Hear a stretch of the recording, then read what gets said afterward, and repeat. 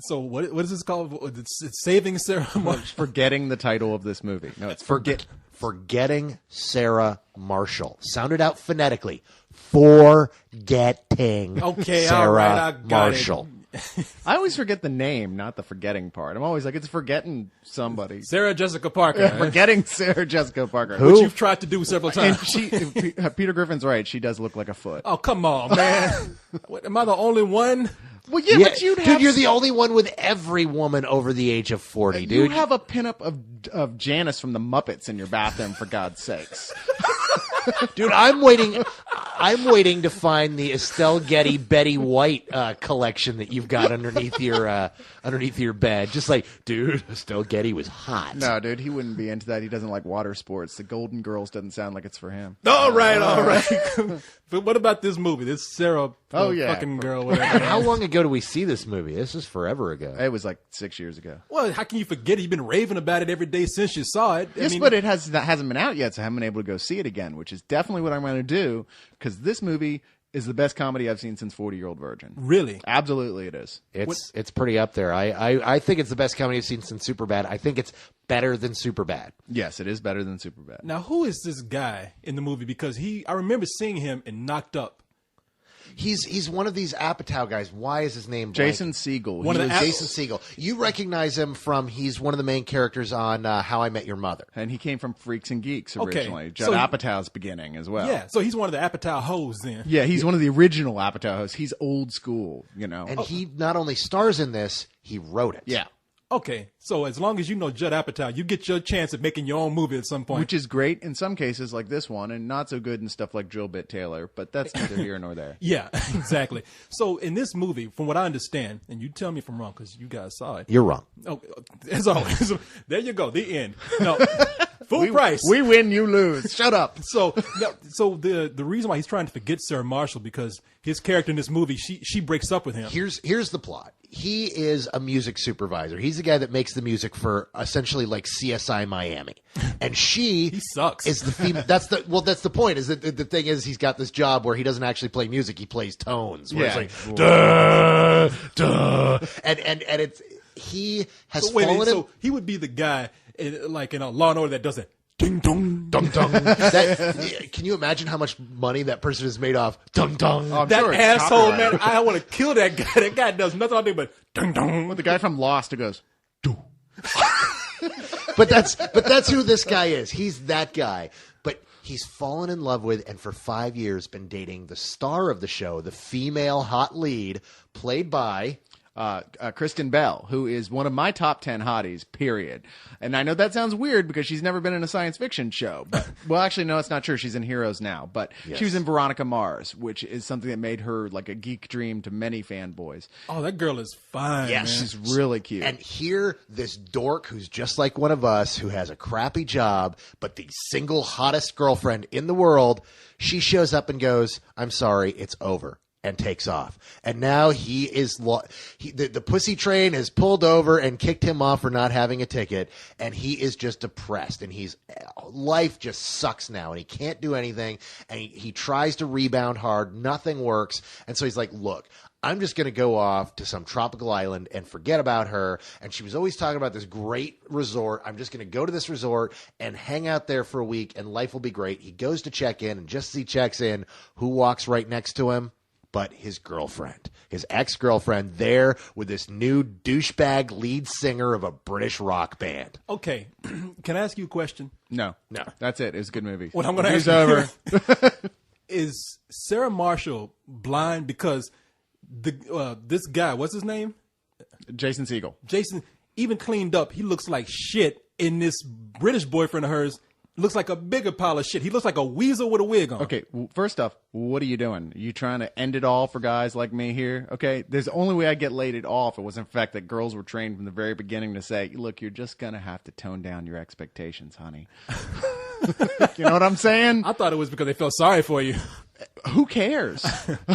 But either way. But I know this is a movie, but goddamn, I mean, I can see her moving up, but she kind of goes down when she gets with this other guy. Well, the other guy's a good-looking guy, and he's more famous, and he's more rich. I mean, he's an idiot. And when he's in the film, and that's what is really great about this film, is all the characters are very real and likable. Like, when you get to know this guy, you're like, yeah, he's a bit of a douche, but you see why people like him because he's a cool motherfucker. Okay, Yeah, and plus, he's got that British accent. Well, what are you going to do, man? Those guys are just, it's not fair. I want to blow up the UK, man. All those guys with those nice accents coming over here, taking all our girls. I know we'll have to edit this out, but I knew this guy. You knew him. I used to live with him. I'm not going to say his name on the air, but he used to go out and fake an English accent. I had a roommate just like that. And he was really good at it. You couldn't tell. Other English people couldn't tell. He was really good. Well, he was a drama student.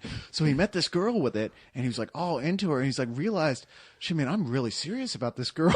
And what am I going to do when I have to tell her I don't have an English accent? Go back and say it again.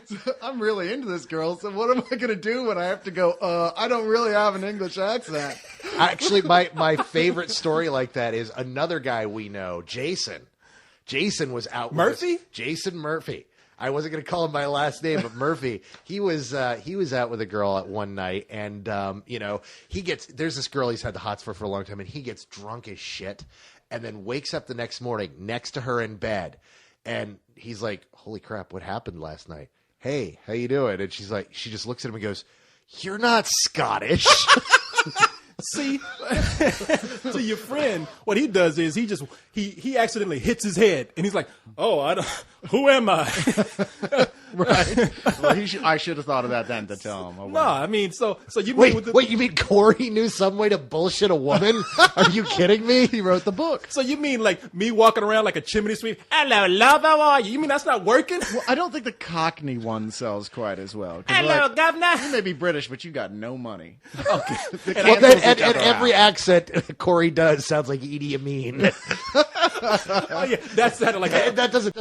It's hello, governor. no, that sounded like Edie Amin trying to do a British accent. Hello, governor.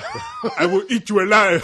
Like Women, for some reason, women don't go for Edie Amin. I thought Dick Van Dyke was in the room when I closed my eyes. I didn't know. Chim chimney, chim chimney, chim chim chiree. Chimney, chim chiree.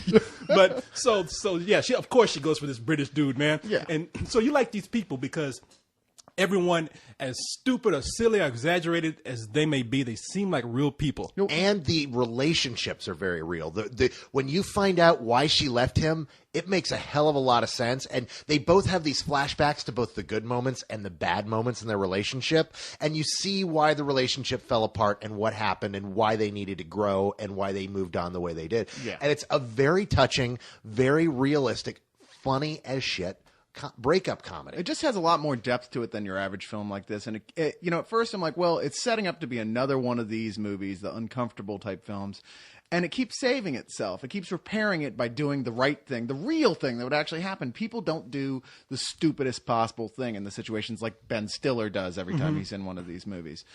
You like them all. Like you said, you even like the British douchebag, I mean, yeah, he's an ass muppet, but he is like, when you actually see them having a conversation, like him and Jason Segel's character, you watch it dawn on Jason what she sees in him and what other people see in him, even though you still know the guy's an idiot. He's one of those guys you'd gladly go share a beer with. We remarked that he reminded us of someone we knew. A good friend of ours who does this kind of thing and just kind of travels woman to woman and is just a total sleaze and douchebag. Leon does that? No. Oh, it was someone else we know. We'll talk about him later. I will say this: is he black? Now, why would he have to be black? Why does he have to be black? Can I say another thing? Is he black and sitting in this room? Now, why would he have to be sitting in this room? I don't know. Maybe because everyone is looking at me. I'm going to take the 5th, 6th, and 7th on this one. So. And I'll say maybe I'm not going to say he's not sitting in the room. Okay, I think I got this figured out. Wait, are you a writer for Lost? Jesus Christ, you be any more vague? I know who we're talking about. Co-host. He's sitting right over there. He's got a little patch of black on him. Yeah, because co-host absolutely is great with the ladies. I was going to say, he doesn't even have a USB port, much less that kind of equipment. So what would you give the movie? Oh, this is a full-price movie. In fact, this is my favorite movie this year so far. Okay. Absolutely a full-price film. It is the funniest thing I have seen. It it had me on my ass laughing the whole time. I can't wait to go see it again this weekend. Okay, excellent then. So brother Leon couldn't be here, but we can actually still get a hold of him because he had a totally different point of view than you guys. I mean, do you mind? Leon disagreeing with us? I know. Can you believe that? That's so weird. I'm not sure if I want to hear him. Hold on, let me get him on the phone.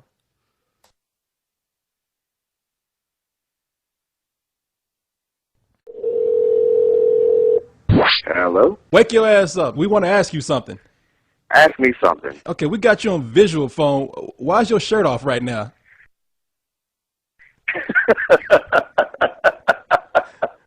How awesome was Forgetting Sarah Marshall? It was so great that I didn't even like it. And I was so excited to see this. And I laughed once. We dog on movies all the time because they rely too much on dick jokes.